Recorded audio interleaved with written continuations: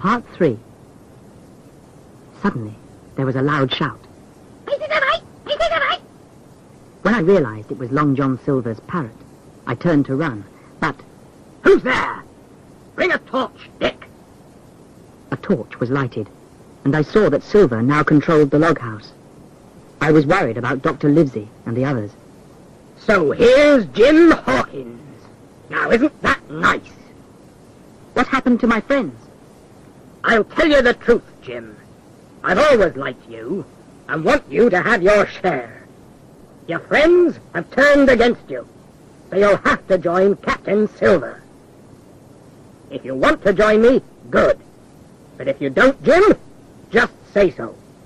Well, if I have to choose, I want to know what's going on. Why are you here, and where are my friends? Dr. Livesey came with a flag of truce. We made an agreement, and here we are. I don't know where your friends are. I don't know if I believe you, but I have some things to say. Excitedly, I told him it was I who heard the plan of the crew when I was in the apple barrel. And I told him that I had set the Hispaniola adrift and killed the guard on the ship. You can kill me now if you want to, but it won't help you.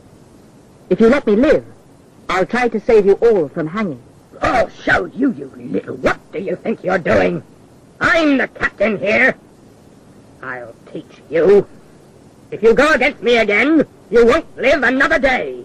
I've had enough of you, Silver. I'd rather hang than obey you. If you want to fight with me, I'm ready for you. Take a cutlass, and that will be the end of you. What do you have to say? Excuse me, sir. I want to talk to the others outside. The men followed him outside the log house. What should we do? I have an idea.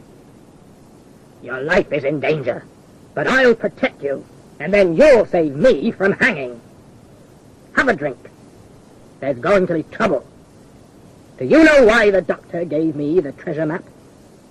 Dr. Livesey gave you the map? He did, and there must be a reason, bad or good. The group finally came back into the log house. Well, come in. I won't hurt you. Yet. What is it? I don't care what your plan is. You don't know what's going on. I'm captain here and no one else. There, what did I say? We can't do anything. I still don't like him. You have to give us some answers, Silver. First, you take us on a long, hot voyage. Then, you let the enemy go free for nothing. And now, what about this boy? Who made this mess? If you had listened to me, we would be on board the ship right now. But you had to start all this. About this boy, isn't he our hostage? He might be our last chance. And here's why I made the truce agreement with the doctor. Look at that. It's the map. This is Flint's map, sure enough. But how can we get away from here with the treasure? You tell me. You lost the ship, not me. Now choose your captain. I'm done with it. Silver for captain. Silver forever! So now everything is different. I told you so. The pirates lay down to sleep. Then, the next morning... Wake up! The doctor is here. Hello, doctor. Your patients are all well and happy. And we have a new guest. Not Jim. Yes, the same old Jim. Well, business comes first. Let's see now. Well, that's done for today. I'd like to talk to Jim now, please. Just step outside the stockade, and I'll bring the boy down on the inside. You can talk through the bars. We told each other our adventures. There must be a reason for this. At every step, you're the one that saves our lives. The apple barrel, then Ben Gunn, and now the ship. As we finished talking, the doctor turned to Silver. Silver, if we get out of this alive, I'll do my best to save you. For now, keep Jim near you, and when you need help, call me. With that promise, the doctor left. Now, Jim, we'll have to help each other. And we'll save our necks. Hurry, lads. I have the map. And the boy here will get us the ship. He'll be our hostage. And when we're on the sea, we'll make him our friend. Right, mate? Ah, right. I knew I shouldn't trust Silver, because he was working for both sides. I realized I was in great danger. What if Silver and I have to fight against these 5 strong pirates? After breakfast, Let's get going after that gold, eh, mate? 15 men on a dead man's chest. Yo-ho-ho, and a bottle of rum. we go around the island in the 2 small boats. There's the tree. That's the marker. Hurry up, mate. Come on, my boys. There's gold waiting. Come quick. Look at this. It can't be the treasure already. There, on a hill, lying on the ground. He was a sailor. Those were sailor's clothes on his body. Aye, but those bones aren't lying there in a natural way. This is a pointer. Those bones are pointing straight north. This was one of Flint's jokes. He killed all the men that were with him when he buried the treasure. He pulled this man down here and used him as a pointer. But if Flint were living, there would be trouble here for you and me. No, I'm sure he's dead and gone. But if spirits walk, Flint's is here. He died in a bad way, you know. He shouted for his rum and sang 15 men over and over. That was his only song. And I tell you, I still don't like to hear it. It sounded like his death song. I don't feel well. I don't like thinking about Flint. Then stop this talk. Let's go get the treasure.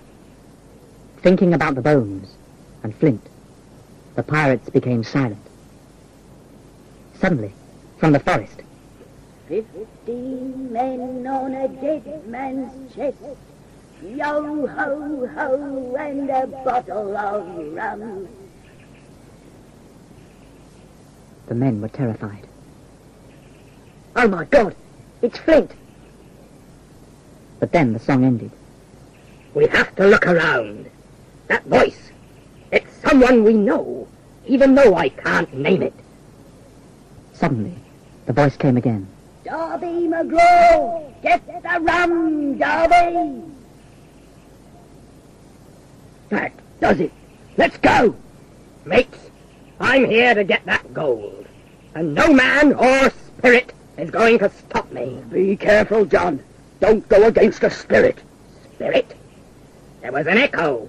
And whoever heard of a spirit with an echo? That's true, John. You're thinking well. That voice was like Flint's, but it was closer to... Ben Gunn. That's who it was. Aye, it was Ben Gunn. And dead or alive, nobody is afraid of Ben Gunn. Finally, they reached the spot where the treasure was buried. But there was no treasure.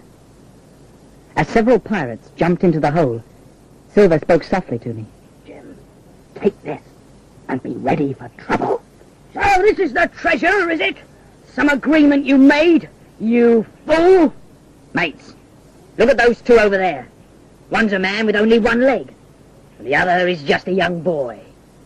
Let's get them. But just then, 3 shots came out of the forest. As the pirates ran away, Dr. Livesey, Ben Gunn, and Abe Gray came out of the forest. Fast, my lads. We must stop them before they get to the boats. And we ran off as fast as we could. Dr. Livesey soon told us to stop. There they go. We won't let them reach the boats. Now, there's time to tell you what has been happening, Jim. Ben Gunn had found the treasure long ago and had carried it on his back, in many trips, to the cave where he lived. When Dr. Livesey learned this, he had gone to Silver and had given him the map, which was no longer valuable. He had given Silver the supplies, too, because Ben Gunn had plenty of food in his cave. Then he was able to move safely from the stockade to the cave, where he wouldn't get the fever and could guard the treasure. When I realized that you would be with the mutineers when they discovered the treasure was gone, we ran to meet you. Ben Gunn tried to scare the men until we could get up there. I'm glad I had Jim with me. You would have let those men cut me to pieces. That's right, John. We destroyed one of the boats and went to get back the Hispaniola. There's the Hispaniola. Come on, let's go aboard. We boarded the ship. You'll take us ashore, and then come back to guard the ship until morning. My cave is just up this hill. At the top of the hill, Trelawney welcomed us. Hawkins, my boy. Good to see you again. Inside the cave, I saw Captain Smollett, Come in, Jim. and finally, the treasure. We had a wonderful meal, and then had a happy evening. Well, we've had more excitement than we expected on this trip. Amen? We'll have a lot to talk about when we're back in England. Early the next morning, we began taking the gold to the ship. It took us 3 days to move all the gold to the Hispaniola. Finally, We've left some supplies for the mutineers who are still here. Everything we need is on board, so we can sail in the morning. since we didn't have many men, we were all busy and the trip passed quickly. Finally, we stopped in a South American port to get new sailors. Would you like to spend a night on the shore? Oh, yes. I'd like to see a town again after living on Treasure Island. When we returned the next morning, John Silver's gone. He ran away last night with a bag full of gold. is that all? Well, I'm glad we're rid of him. With new men on board, the voyage home was a good one. And it was a happy crew that finally saw the port of Bristol and the end of the voyage to Treasure Island. We all had a share of the treasure. Captain Smollett retired from the sea. Gray saved his money and became part owner of a fine ship. Ben Gunn spent his share in just a few days and went to live in the country. But we've heard nothing more of Long John Silver. That terrible seaman with one leg is finally gone from my life. Jim Hawkins.